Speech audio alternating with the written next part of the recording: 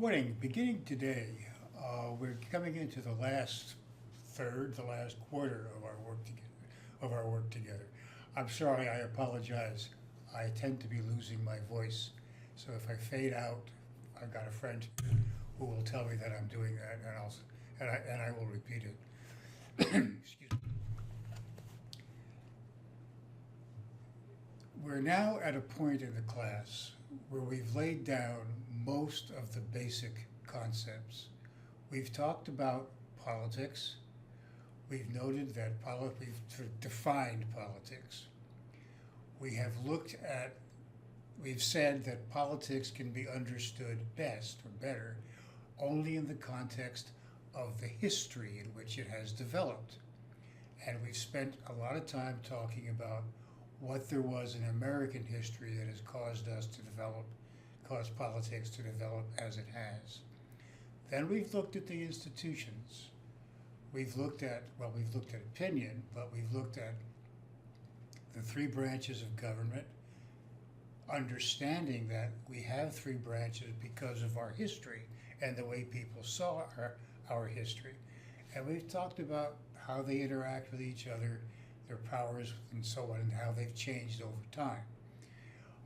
Now we can be a little more specific, and the framework has been laid, so we can talk about a couple of things that I think are pretty interesting. We can talk about parties, interest groups, public opinion, elections, all those things. We have just about the right amount of time left to do it.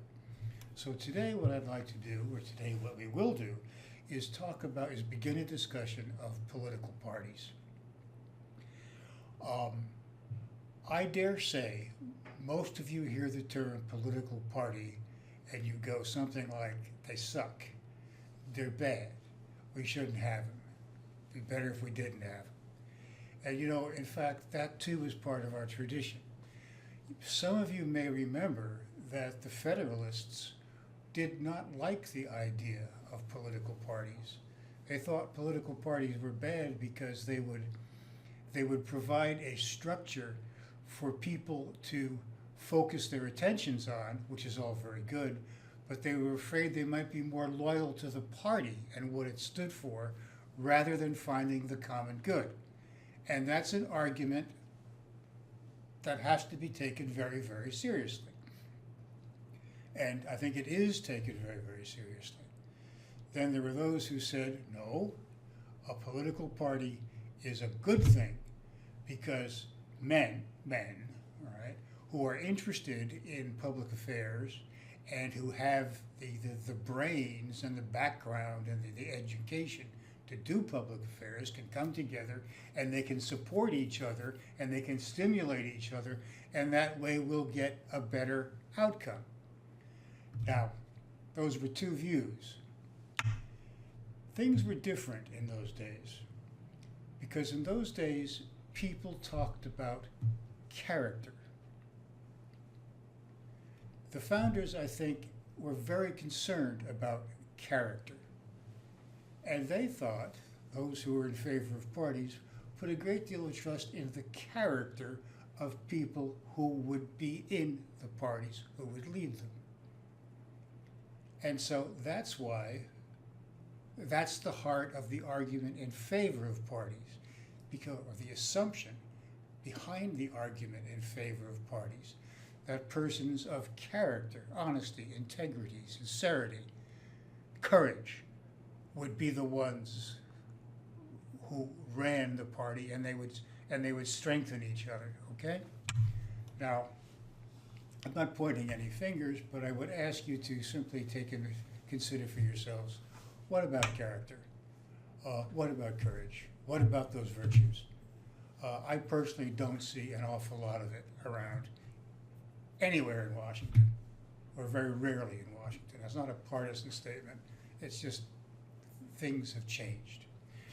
So the first question is, how do you feel about parties? And my suspicion is that most of you probably think that parties are not very, very good. I'm going to come to a somewhat different conclusion. And I'm just going to skip the issue. dodge the issue, whether they're good or bad. And I'm going to say they're necessary. And let me start. That's the conclusion I want to spend some time leading up to and supporting that conclusion. First of all, what is a political party? You know, a good textbook definition is simply a political party is a team, or political parties are teams of politicians, activists, and interest groups that are organized to win control of government, okay?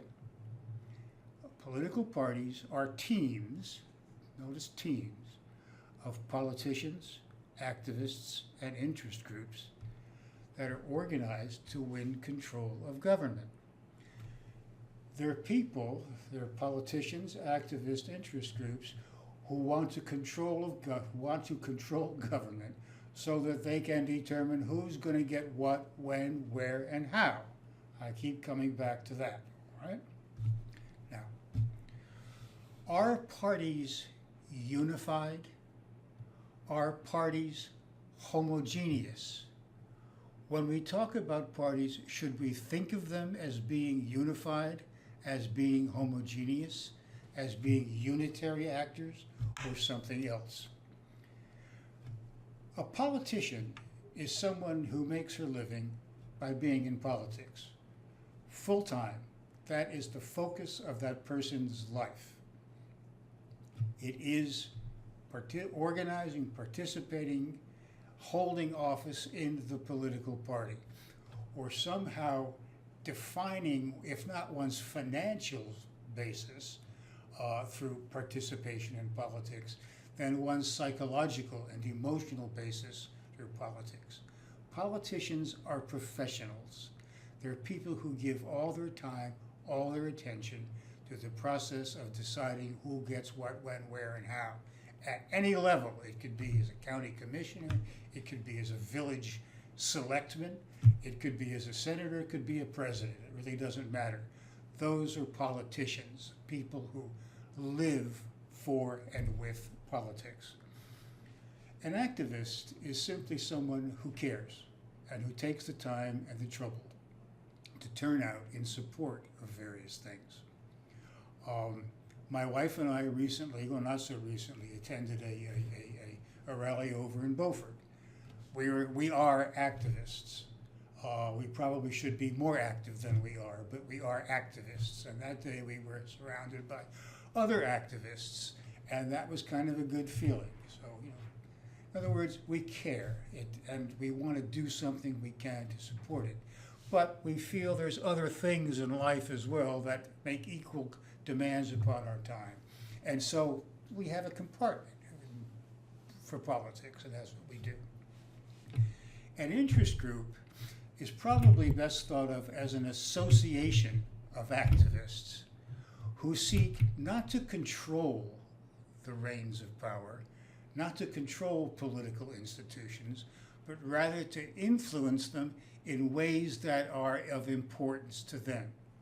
We usually think of interest groups as big business. There's an interest group. Teachers, there's an interest group. Engineers, fishermen, students, all in various times can become interest groups. You come together based upon a common cause, and you seek not to capture the reins of power, as I said, but rather you wish to influence or to help to determine the outcome.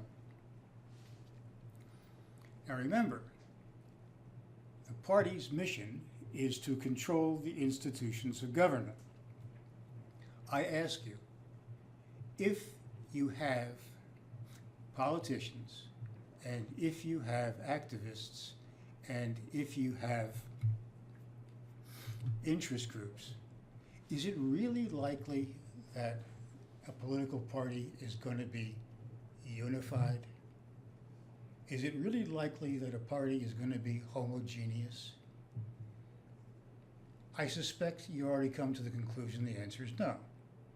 So I think, despite the fact that so many of us tend to say, they're all this, the political parties are the worst thing that's ever happened.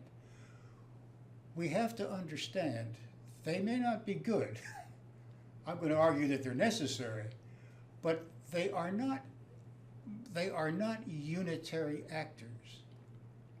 They are composed of people who share a commitment to a certain set of principles.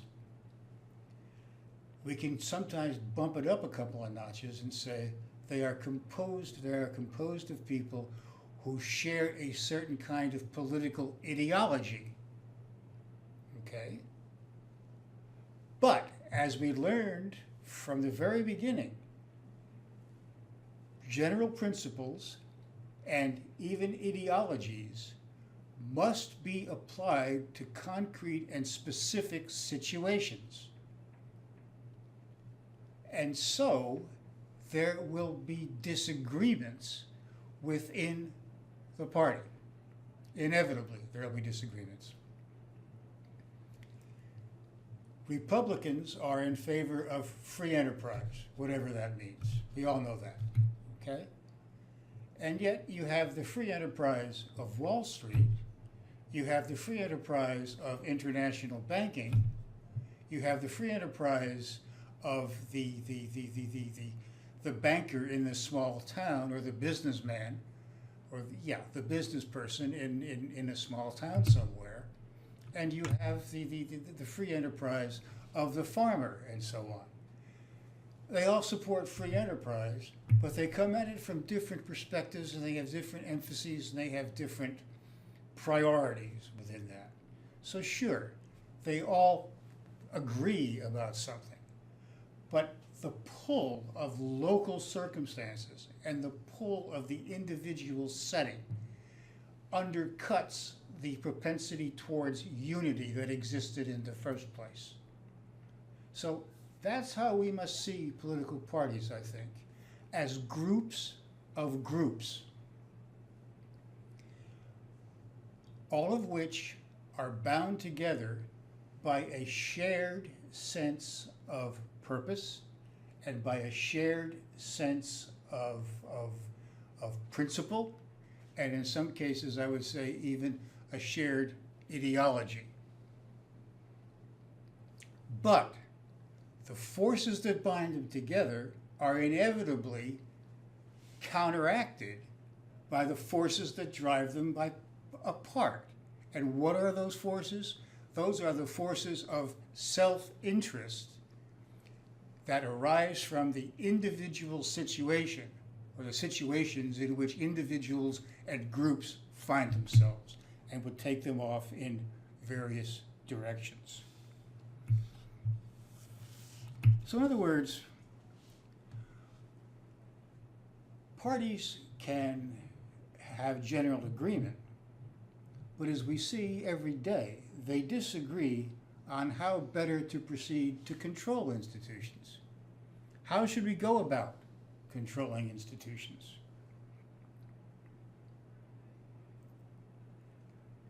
They differ about the principles themselves when it comes to their application at the local level.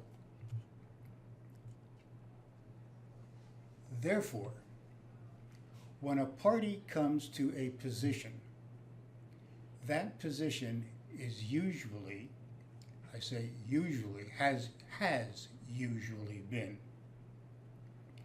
a compromise. If you like, before we ever get to the national struggle of who gets what, when, where, and how, we have to have a number of smaller struggles about who gets what, when, where, and how. And the first question about who gets that first level of who gets when, where, and how, that determines how the party is going to go ahead. Traditionally in our history, the commitment to the larger ideals has been sufficient to hold it all together. That's gone. That is totally gone. For example, we have Bernie and Hillary. Remember Bernie and Hillary? I know, some of you are shaking your head. Hillary. I'm so damn sick of Hillary, Hillary is of this, Hillary is of that. All right, maybe she is, maybe she is. But as political scientists, we don't indulge in that kind of emotional effusion, okay? We are smart, we are rigorous, we reason in a particular way. Enough preaching for the moment. But look at her. Hillary and Bernie are both Hillary and Bernie are both liberals. Nobody would disagree with that. Which is to say, both of them believe, among other things, that the power of government should be used to deal with and solve certain problems related to human well-being, medical care, education,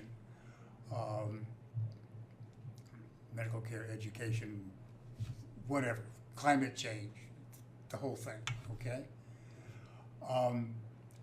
That's what brings them together. Hillary, now the question is, how do we go about this?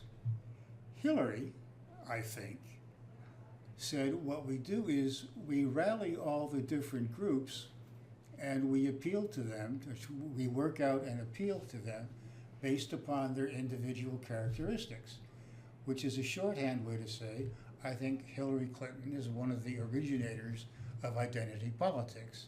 And you know what we think about identity politics in this classroom. Bernie Sanders, on the other hand, said, wait a minute, you know, we're all getting the shaft. We're all suffering.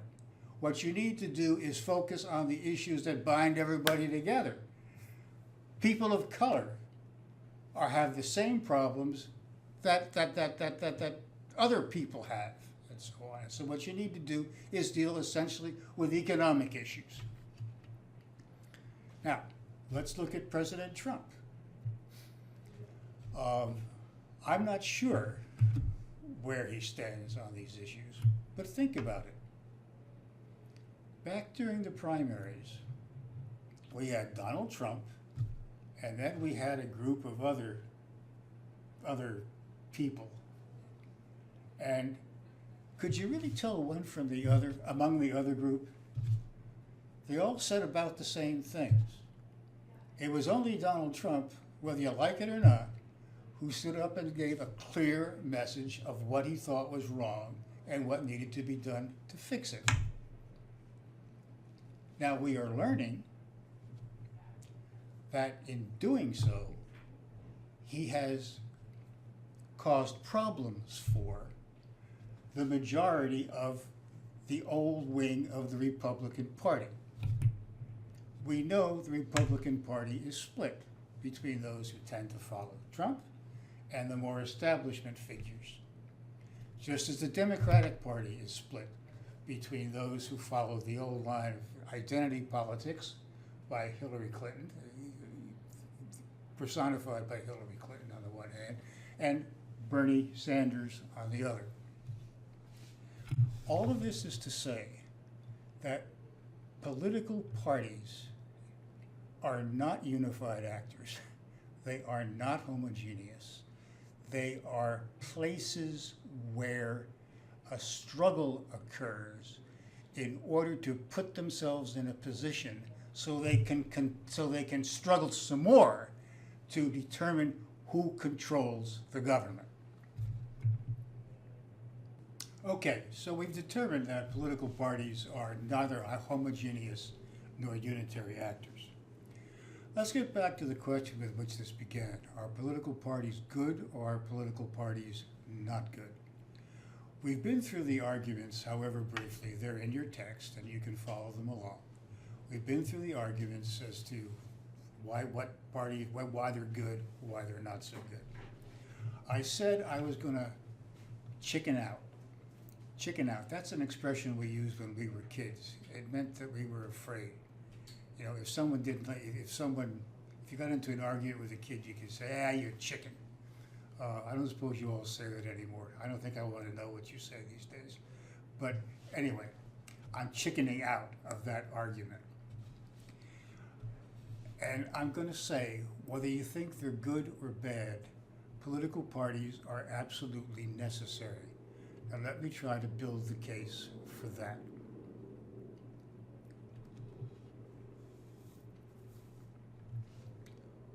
Where in the Constitution does it say how elections should be organized? It says they should be held. It doesn't even say when they should be held. But where does it say how they should be organized? Where does it say how the House of Representatives should be organized? Where does it say how the Senate should be organized? Where in the Constitution do we find rules for debate? Where in the Constitution do we find anything that tells us how the institutions of government are supposed to run, except at the most general level? I would submit to you that we do not find that anywhere. The founders conceived and executed a splendid document, but they left all of the details about how it was going to run up in the air. They said, well, you know, might be parties, but we would, some of them said, probably there'll be some parties. Others said, well, gosh, we hope not. But like so many other things, they left it open. And for a long time, we really didn't have parties. There's a chart in your text that talks about the evolution of parties. We'll talk about that more next hour. But we really didn't have parties. We had Federalists and we had Anti-Federalists. And neither one was dominant. They were trying to figure things out, and a whole bunch of things were going on. But as the new government began to work, people began to share ideas about how better to proceed with respect to particular problems. And they realized they had to have some kind of rules for debate. And they realized that it was going to take, that they had to energize, if I can use that word, energize the institutions of government, make them work. There had to be a focal point. There had to be something that motivated them to do certain things. Well, what motivated them? Shared ideas about what was good and what was not so good. Partially shared ideas about what was good and not so good. Well, they came together. And we see in that the evolution of political parties. Political parties make the system work. We wouldn't have a political system if we didn't have political parties. I'll say it again. We wouldn't have a political system if we didn't have political parties. We could have a system without parties, but we chose not to. I personally would argue that parties are the inevitable result of governance, of attempting to set up a structure of government. But that's a different theme. My point is that political parties, whether you think they're good, whether you think they're bad, are essential to the functioning of our government. First, because, and foremost, because they energize the system. They provide an agenda for politics. It is political parties that do a number of things I want to talk about right now. And I'm going to use a little bit of social science jargon, okay? I try not to use jargon, except when it's necessary, and in this case, I think it is necessary. What functions do political parties perform? We've already said the most important is they energize the institutions of government. They provide a structure for organizing government. The House and the Senate are organized along party lines. Who's the most important person in the Senate? The majority leader. Who's the second most important person in the Senate? The minority leader. Who are the top 5 They're the most senior members of the majority party. So do you see what I'm getting at? They actually organize around parties. The executive, the president, in fact, is the titular at least, head of his or her party. You know, one of the things the president is head of party. He's the boss of the whole shebang. Well, sometimes, but not so much anymore. So, the first function is, and it's a very general one, that political parties energize the institutions of government. I hope I've made that clear. Secondly, let's go to the concept of interests. We all want certain goods from our society. We want certain, what we call social goods, certain things that we want. Who gets what, when, where, how, okay? It is parties, it is in the context of the political party that the sum total of interests are defined. It is the party organization that through its own processes and its own structures, which we'll talk about next hour, leads people with different points of view through a particular set of problems and issues, and they come to conclusions. That's what I mean when I say parties define political interests. Okay? They define political interests. Nowhere in the Constitution is there an organization for defining interests. Nowhere in custom or history is there in our custom or our history is there an institution for defining interests. Parties energize the institutions of government. Secondly, or I guess that was the second. Third, parties aggregate interests. Aggregate, put them together, bring them all together. There are many, many different kinds of interests, and we all know enough to know that they compete with each other. There's a lot of clash. That's the nature of what politics is all about. All right. That wouldn't happen. Those interests wouldn't be defined, and they wouldn't be put together in some kind of ranking rational order, but for the activities of political parties. So political parties aggregate interests. Interest aggregation is a function of political parties. If I were to ask you, why are political parties so important? I wouldn't be too upset if this time you simply wrote back what I've said today. Most times I'm not satisfied with that, but this time I think I would be, because having thought about it for a very, very, very long time, I think it's probably true that the parties are essential to our system. Fourth, I can't count.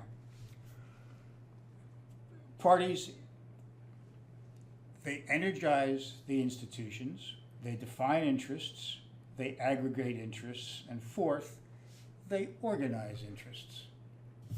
Having defined them, put them together, they put them in some kind of rational order.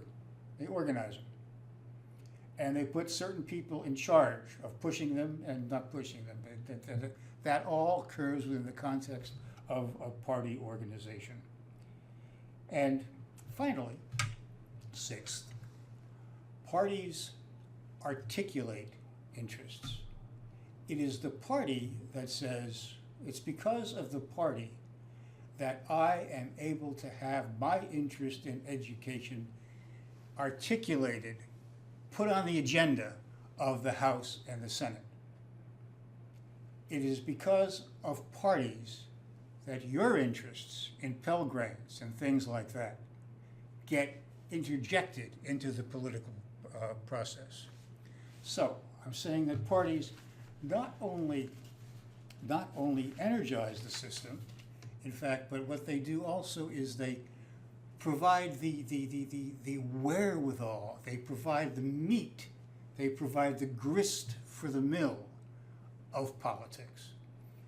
If politics is a question of determining who gets what, when, where, and how, then my point is that political parties are one way, and one very effective way, to be certain that everybody who wants something is able to get her voice and her desires into the political process.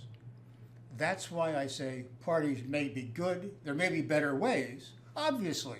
If everybody just got together and we could elect people and they would go off to Washington and they would do the right thing and use their judgment wisely and do all those things, of course it would be better. And I don't mean to be sarcastic, of course it would.